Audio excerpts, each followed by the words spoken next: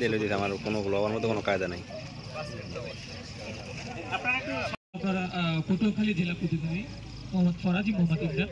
এ পর্যায়ে আমরা কলাপাড়া ইউনিটির সাবেক সাধারণ সম্পাদক, ইন্ডিপেন্ডেন্ট টেলিভিশনের আমাদের ফিল্ড কোঅর্ডিনেটর সাইফ আল মাহমুদ সহ সকলকে ধন্যবাদ। আমরা কলাপাড়াবাসী করে আজকের এই আয়োজন, আমরা কলাপাড়াবাসী সংগঠন এবং এদের সাথে যে তরুণ প্রজন্ম রয়েছে এই দুর্যোগে নিরাপদ আশ্রয় এবং নিজেকে সতর্ক রেখে, নিজের পরিবারকে সতর্ক রেখে এ পর্যায়ে বক্তব্য রাখবেন কলাপাড়া প্রেস ক্লাবের সাবেক সাধারণ সম্পাদক।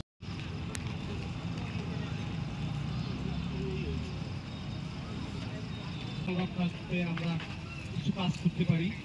ঘূর্ণিঝড় আসলে আমরা